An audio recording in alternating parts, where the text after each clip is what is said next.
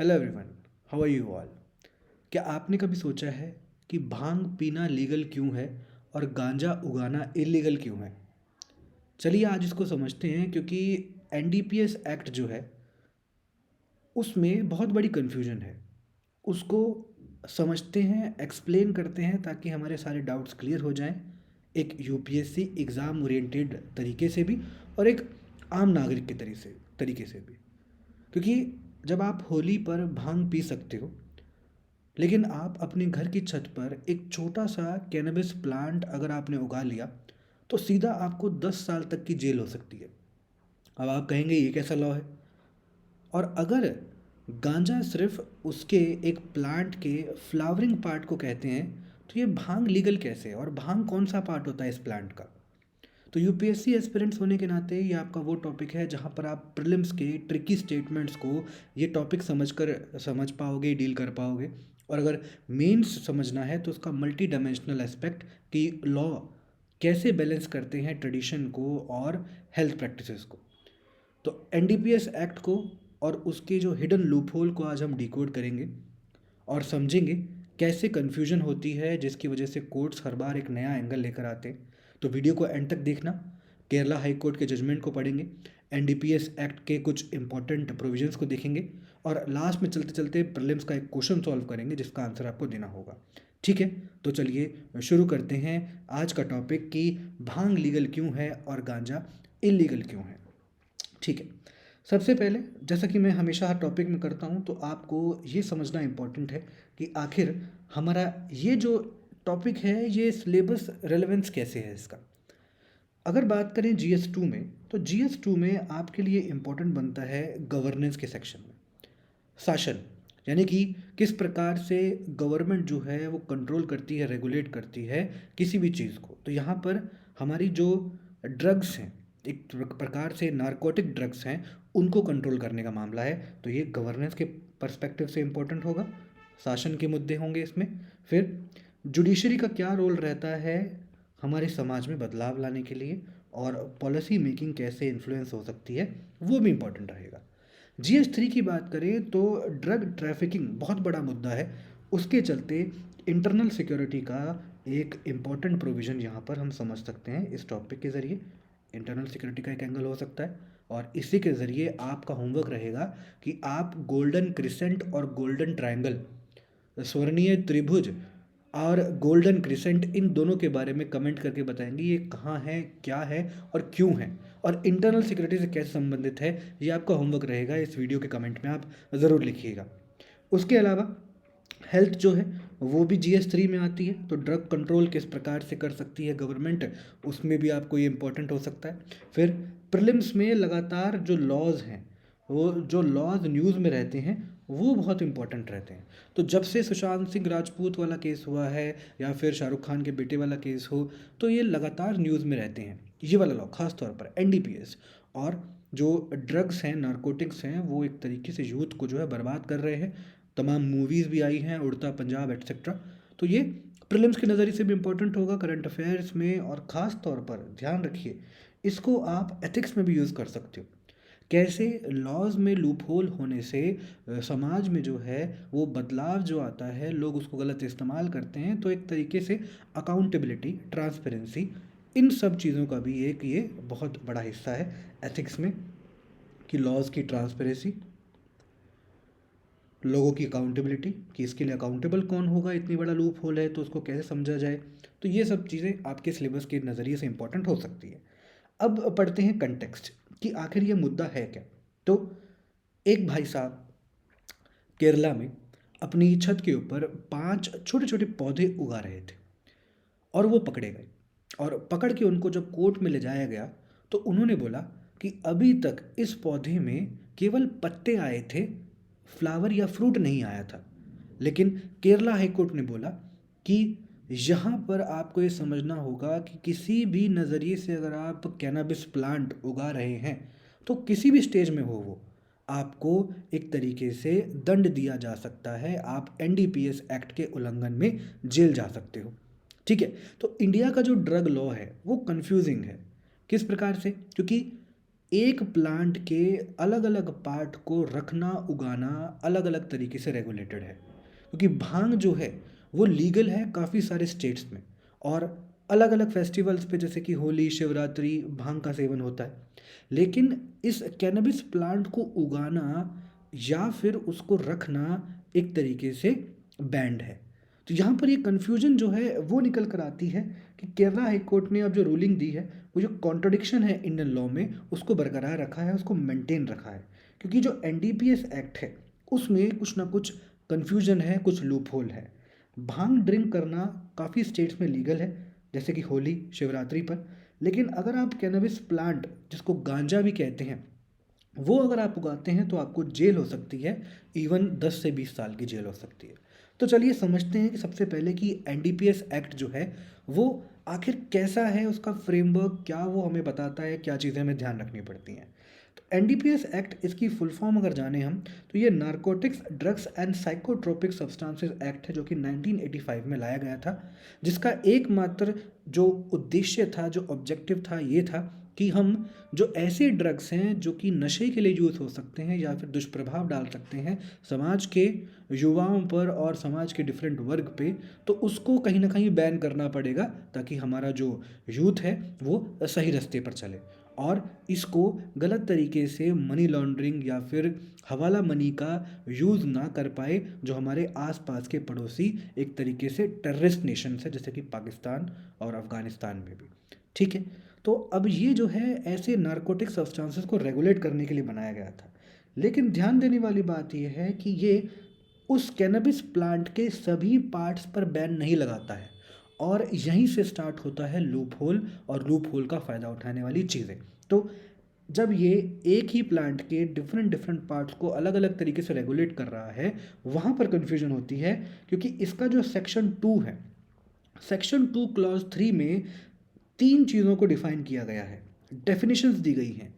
चरस जो है वो एक्सट्रैक्टेड रेजिन होता है। रेजिन एक तरीके से जो चिपचिपा पदार्थ निकलता है पौधे में से, उसको कहा जाता है। तो कैनबिस प्लांट का जो ऐसा पदार्थ होता है जो उसकी स्टेम से निकल रहा हो, सीड से निकल रहा हो, तो वहाँ पर हैश ऑयल, जो हशीश ऑयल है, वो भी न्यूज़ में आता है। तो चरस को डिफाइन किया जाता है जहाँ पर आप उसका ऑयल या फिर आप उसका रेजिन निकाल रहे हो।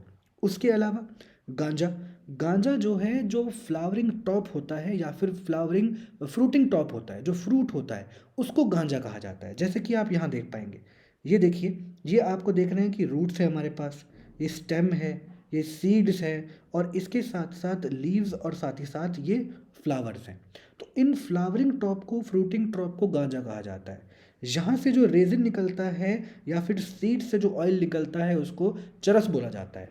लेकिन ध्यान देने वाली बात क्या है कि उस पौधे के जो लीव्स हैं और सीड्स हैं, उसको इस डेफिनेशन से एक्सक्लूड कर दिया गया है जब तक वो फ्रूट या फिर सीड के साथ मिक्स ना किया जाए।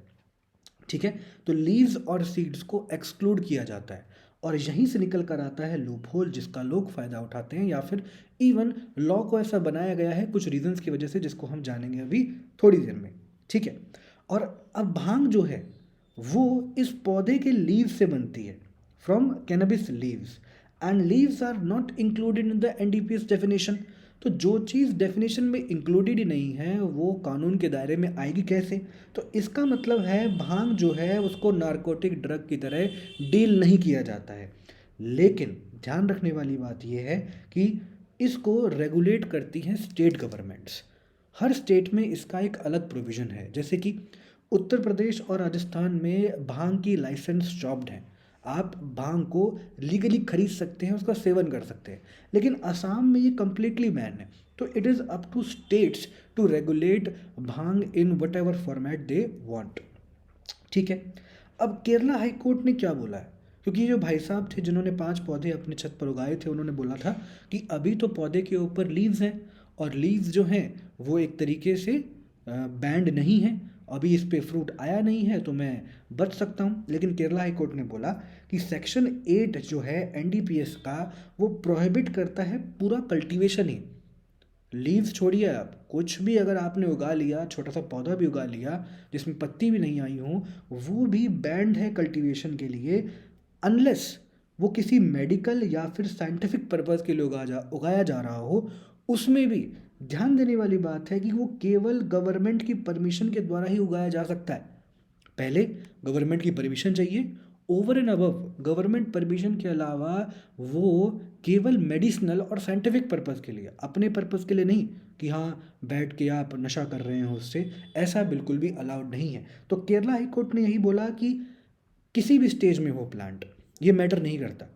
प्लांट आपका किसी भी स्टेज में हो, केवल एक टाइनी सैपलिंग, छोटा सा सैपलिंग भी जो है वो ऑफेंस के अंदर आएगा और आपको सज़ा हो सकती है। तो कल्टीवेशन, मात्र ये एक्शन होना इतना बहुत है कि आप इस दायरे में आ जाएंगे कि आपको सज़ा हो सकती है। सज़ा क्या हो सकती है, चलिए उसको देखते हैं। पनिशमेंट जो है एनडीपीएस एक्ट में आप समझिए ये क्वांटिटी बेस्ड है। ध्यान रखिए, ये क्वांटिटी बेस्ड सिस्टम है। जो लोग कंज्यूम करते हैं और जिनको पुलिस पकड़ती है वो एक तरीके से विक्टिम है। असली गुनहगार जो हैं, जो इसको रखता है, क्वांटिटी रखता है इसकी। अगर इसकी स्मॉल क्वांटिटी आपके पास है, गांजा जो है अप टू 1 किलो और चरस जो है अप टू 100 ग्राम, अगर आपके पास ये पाया जाता है आपके घर पे, आपकी जेब में, तो आपको 1 साल तक की सज़ा और 10,000 तक का फाइन लग सकता है। अगर आप इसको बेचने की तरीके से रखते हैं, उगाते हैं, गांजा अप टू 20 किलो या फिर मोर, और चरस जो है 1 किलो या मोर, अगर आपके पास ऐसा मिलता है तो आपको 10 से 20 साल की सज़ा और 1 से 2 लाख रुपए का फाइन लग सकता है। उसके अलावा अगर आप कल्टीवेशन करते हैं ऐसी चीज़ों की तो आपको 10 साल तक की सज़ा और 1 लाख तक का फाइन भरना पड़ सकता है। तो अब आपके दिमाग में ये क्लियर हो गया होगा कि पौधा कोई भी उगा रहे हो आप इस लॉ से बच नहीं सकते, क्योंकि इस लॉ की ज़ीरो टॉलरेंस है हमारे ड्रग और नारकोटिक सब्सटेंसेस के विरुद्ध। तो आप ये नहीं कर सकते। आपको अगर ये उगाना है तो गवर्नमेंट की परमिशन चाहिएगी, और परमिशन के बाद भी मेडिसिनल और साइंटिफिक पर्पज़ के लिए ही। तो इस बात का ध्यान रखिए, क्योंकि ये चीज़ आपको एक तरीके से परेशान कर सकती है अगर आपने बिना अवेयरनेस के ये बात करी तो। लेकिन एक और मुद्दा दिमाग में आता है कि ऐसा डिस्टिंक्शन है ही क्यों? क्यों कहीं कहीं जो है लीगल है, कहीं और उगाना इसको इलीगल है? तो जब तक उगाएंगे नहीं तो लीव्स कैसे मिलेंगे? तो उसके लिए आपको ध्यान रखना है कि हाई कोर्ट ने, और जब लॉ बना था तो उसने ध्यान रखा था कि जो भारतीय लॉ है, वो जो लॉ बनाया गया है वो इस तरीके से बनाया गया है कि ड्रग ट्रैफिकिंग, नारकोटिक्स ड्रग के लेन देन पर रोक लगाई जा सके, लेकिन हमारे रिलीजियस और कल्चरल प्रैक्टिसेस को ध्यान में रखते हुए। और ये जो सिफारिश दी थी, रिकमेंडेशन दी थी, ये दी थी हमारे नरेंद्र नाथ कमेटी ने 1984 में। उन्होंने बोला था कि कंट्रोल करना है नारकोटिक्स को, लेकिन ट्रेडिशनल यूज़ को रिस्पेक्ट करते हुए, क्योंकि हमें पता है कि भांग जो है वो एक तरीके से कल्चरली बहुत इम्पॉर्टेंट है हमारे फेस्टिवल्स में, जैसे कि होली और शिवरात्रि।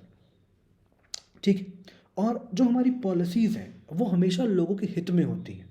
वो बैलेंस ट्राई कर रही हैं कि पब्लिक हेल्थ और ट्रेडिशंस के बीच में बैलेंस लगाया जा सके। हम लॉ बनाने के चक्कर में जो लोग हैं उनकी रिलीजियस सेंटिमेंट्स को किसी तरीके से ठेस ना पहुंचाए। तो ये कहीं ना कहीं बैलेंस का तरीका है। यहाँ पर आपका एथिकल एंगल आता है, जब आप एथिक्स में लिख सकते हो लॉ और कल्चर कैसे आपस में जो है ओवरलैप करता है, बैलेंस करता है, तो एथिकल एंगल से इम्पॉर्टेंट रह सकता है। ऊपर से जो यूएनओडीसी है, ऑर्गेनाइजेशन ऑफ ड्रग कंट्रोल, वो एम्फोसाइज करता है कि कैनबिस प्लांट के डिफरेंट डिफरेंट पार्ट्स को सेपरेटली ट्रीट किया जाए। तो उसी वजह से इंडिया भी इस प्लांट के पार्ट को डिफरेंट डिफरेंट तरीके से डील करता है। ठीक है। इंडिया जो है वो एक single convention on narcotic drugs जो कि 1961 में साइन हुआ था, उसका सिग्नेटरी भी है। और ये ज़ीरो टॉलरेंस पॉलिसी है ड्रग्स के ऊपर। और आपका होमवर्क क्या है कि आप बताएंगे कि गोल्डन क्रिसेंट कहाँ पर है, गोल्डन क्रिसेंट कहाँ पर है और गोल्डन ट्रायंगल कहाँ पर है। अगर ये भारत है तो क्रिसेंट कहाँ है, ट्रायंगल कहाँ है, कौन से देश इसमें शामिल हैं क्रिसेंट और ट्रायंगल में। ठीक है। इतना जानना आपके लिए इम्पोर्टेंट था। और अगर मेंस के पर्सपेक्टिव में बात करें कि क्यों इस लॉ को ढंग से फॉलो नहीं किया जाता या फिर क्या इश्यूज़ है इस लॉ के साथ, तो आप वहाँ पर बता सकते हो कि जो ग्रे एरियाज़ है ना, जहाँ पर कन्फ्यूजन है, उन लूप होल्स का फ़ायदा उठाते हैं कुछ लोग। फिर अवेयरनेस की कमी है, जिसकी वजह से कई बार एक्सीडेंटल वायलेशन हो जाता है इस लॉ का। फिर पॉलिसी जो है वो इनकंसिस्टेंट है, स्टेट्स के ऊपर डिपेंडेंट है, जिसकी वजह से हर स्टेट में अलग है। अगर आप यूपी में पी रहे हो भांग तो चलेगा, लेकिन आप असम में पी रहे हो तो आपको सज़ा हो सकती है। ठीक है। उसके अलावा जो स्मॉल कल्टीवेटर्स हैं उनको भी एक तरीके से क्रिमिनल तरीके से देखा जाएगा तो ह्यूमन राइट्स कंसर्न निकल कर आते हैं। और अब इसके सॉल्यूशन क्या हो सकते हैं? जो हमारा लॉ है उसमें डेफिनेशंस जो हैं वो क्लियर करी जानी चाहिए, कि हर पार्ट को क्लियरली डिफाइन किया जाए और क्या उससे होगा इसकी अवेयरनेस डाली जाए। एक नेशनल यूनिफॉर्म पॉलिसी होनी चाहिए, किस टाइम रेगुलेट है किस टाइम अलाउ है, जिससे कि लोगों में इसकी जागरूकता बढ़े। फिर एक तरीके से अब ये भी टेक्सटाइल जो इसकी स्टेम है ना, उसको टेक्सटाइल में बहुत अच्छे तरीके से यूज़ कर सकते हैं, जिसको आप हेम्प बोलते हैं, हेम्प कल्टीवेशन। तो हेम्प कल्टीवेशन को टेक्सटाइल के लिए और इंडस्ट्रियल यूज़ के लिए यूज़ किया जाए, ताकि लोग इसको उगाएं तो इसका एक यूज़ देख सकें। ठीक है। टॉपिक समझ में आया? बहुत इंपॉर्टेंट है, क्योंकि प्रीलिम्स में से सवाल आ सकते हैं और मेंस में जहां आप GS3 में इंटरनल सिक्योरिटी की बात करते हो तो ड्रग ट्रैफिकिंग एक इम्पॉर्टेंट टॉपिक है, वहाँ पर आप इसको यूज़ कर सकते हो अपने आंसर को और बेहतर बनाने के लिए। ठीक है, फाइन। और अब चलते चलते आप ये प्रीलिम्स का क्वेश्चन करिए, क्या होगा इसका जवाब कमेंट सेक्शन मेंशन कीजिएगा। ये बोलता है कि bhang is excluded from the definition of cannabis because cannabis leaves are not classified as a narcotic drug. क्या ये सही है या गलत है? Cultivation of cannabis plant is allowed without government permission if the flowering top have not been developed. Confuse किया जाएगा और वही हो रहा है। Punishment for cannabis related offence depends on the quantity involved. तो क्या सही जवाब होगा? कितने स्टेटमेंट यहाँ पर सही हैं? केवल एक, केवल दो, या सभी तीन, या कोई भी नहीं? तो आप इसको कमेंट करके बताइए कि इसका आंसर क्या है, और मैं आपको सही जवाब इसका आज शाम को दे दूंगा। तो कैसा लगा आपको ये वीडियो? बहुत इंपॉर्टेंट है प्रीलिम्स के लिए भी, क्योंकि हमने देखा है ऐसे एक्ट से रिलेटेड क्वेश्चंस जो हैं पहले भी आ चुके हैं। इंटरेस्टिंग है, अच्छे से कीजिएगा। चलिए ध्यान रखिए अपना। Thank you so much, take care, Jai Hind.